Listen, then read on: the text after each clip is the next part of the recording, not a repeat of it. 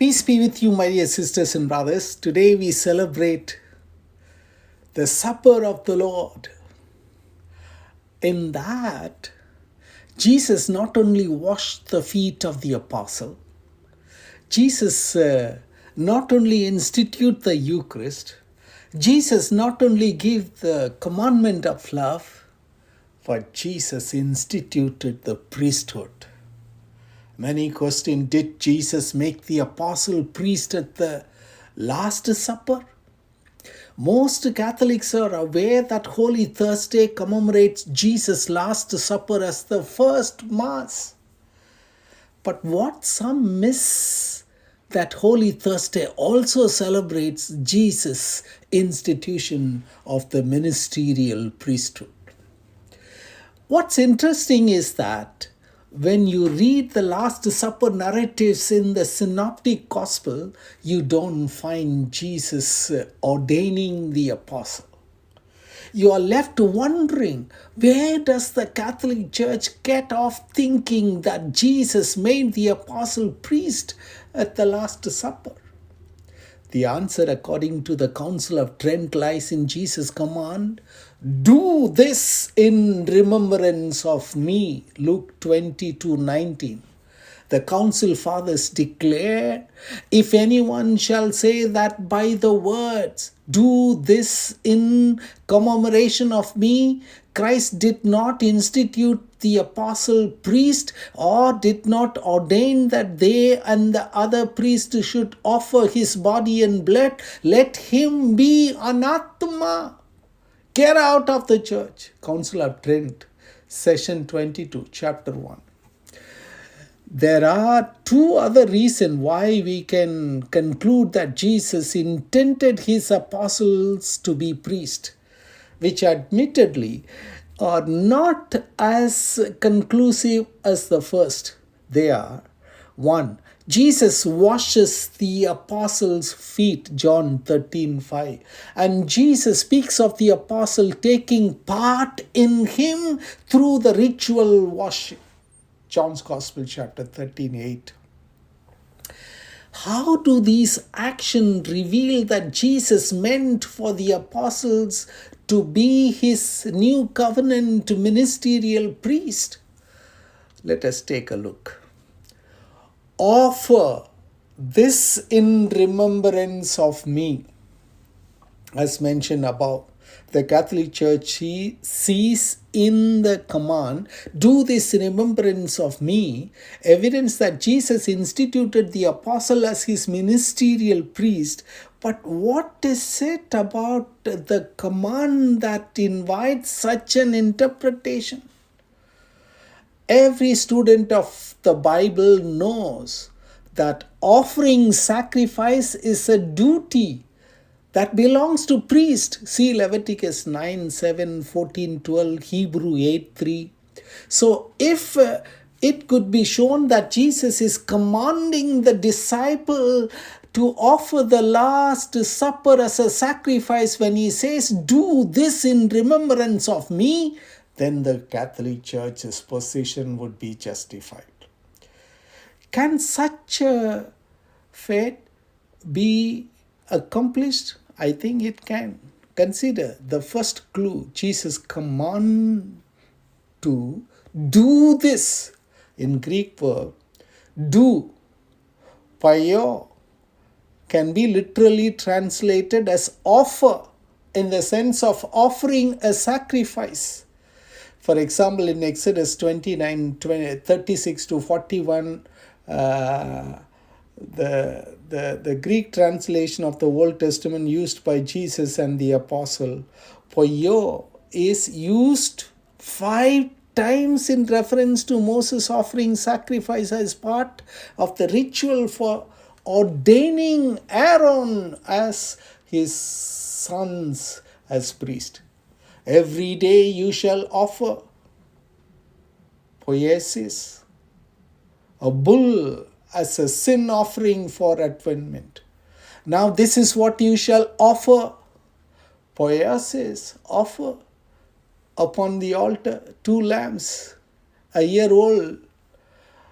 1 lamb you shall offer poiesis in the morning, and the other lamb you shall offer in the evening. And the other lamb you shall offer, Greek word, poiesis, in the evening, and shall offer with it a cereal offering. Okay, the use of poioio in Leviticus 9:7 makes it clear that Moses transferred this priestly duty to Aaron and his sons.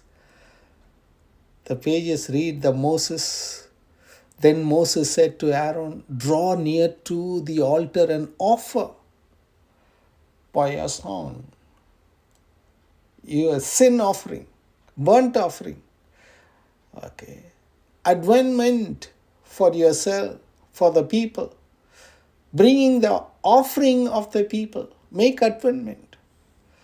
So, my dear sisters and brothers, in the light of the Old Testament, use of poioio, offer, it's reasonable to conclude that Jesus was commanding his apostle to offer the Last Supper as a sacrifice. And since offering sacrifice is a priestly function, it follows that Jesus instituted his apostle as his New Testament ministerial priesthood. My dear sisters and brothers, this conclusion we are drawing from the use of offer is further supported by the use of the word remembrance, which translates the Greek word anamnesis.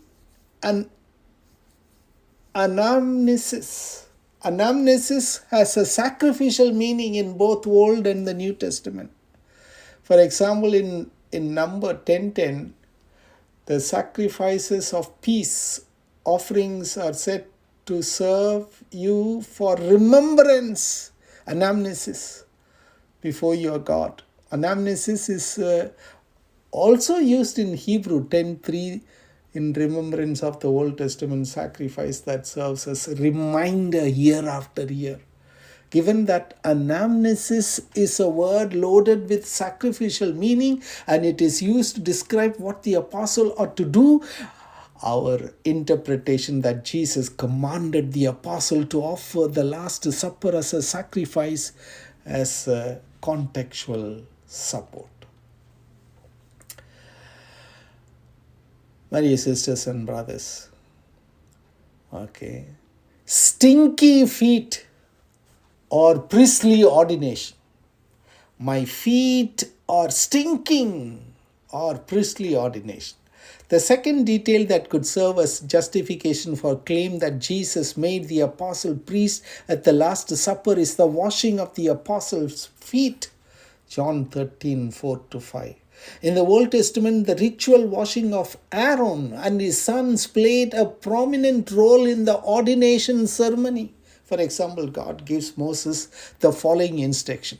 Then you shall bring Aaron and his sons to the door of the tent of meeting, and shall wash them with water, and put upon Aaron the holy garments, and you shall anoint him and consecrate him, that he may serve me as priest. Exodus 40:12-13.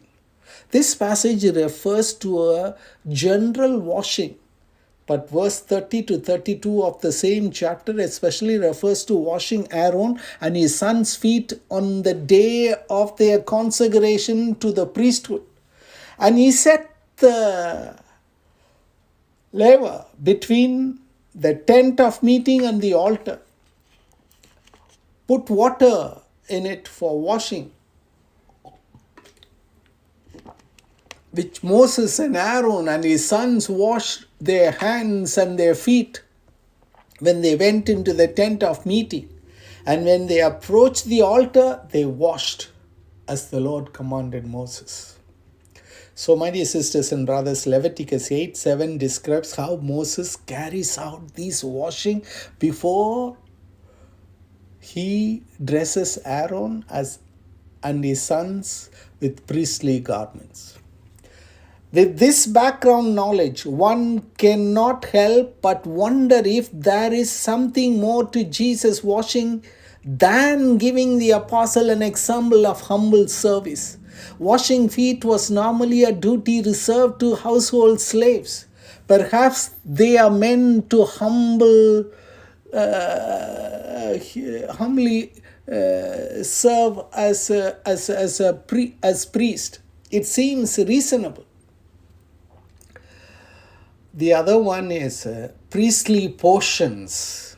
There is one more detail in John's narrative that might suggest Jesus saw his apostle as priest. In response to Peter's refusal to have his feet washed, Jesus answers, "If I do not wash you, you have no part in me." The Greek word for part, meros, echoes the portion that Old Testament priests were to have in God and God alone. And the Lord said to Aaron, "You shall have no inheritance in their land, neither shall you have any portion," Greek, meris, among them. "I am your portion," Greek, meris, "and your inheritance among the people of Israel," Number 18:20. "Therefore Levi has no portion," Greek word, meris, and inheritance with his brothers. "The Lord is his inheritance, as the Lord your God said to him," Deuteronomy chapter 10:9. It's possible that Jesus says, "You have no part in me," signals that apostle priestly status having a unique share in Jesus as Aaron, and the Levites had a unique share in God. This would also seem to point to Jesus' divinity as well. So, in conclusion, my dear sisters and brothers, when John and Luke's Last Supper narratives are taken together, we have a total of 3 details that support the conclusion that Jesus made the apostle his new covenant ministerial priest. Jesus commands the apostle, "Do this in remembrance of me." Sacrifice, which suggests that they are to offer the Last Supper as a sacrifice. Jesus washes their feet before they could offer sacrifice. The apostles are said to take part in Jesus through the ritual washing. That means there is no portion and cup for them except offering the Lord's memorial sacrifice. So, my dear sisters and brothers, did Jesus make the apostle priest at the Last Supper? I think these explanation points, give us a sufficient reason to answer yes. Jesus instituted the priesthood to offer the sacrifice of praise in the Eucharist, to offer the death and resurrection of Jesus Christ on the altar of the Eucharist. So, my dear sisters and brothers, let us wish all the priests, because they have one portion, Jesus Christ. They have one offering, the offering of the Eucharist. Every day, day after day, from the rising of the sun to its setting, they are offering. They take the portion of Jesus Christ as part and parcel of their life. Let all the priests be blessed. Let all the priests have a very, very fruitful ministry. May Jesus Christ be revealed through you. God bless you. Happy priesthood institution. God bless you.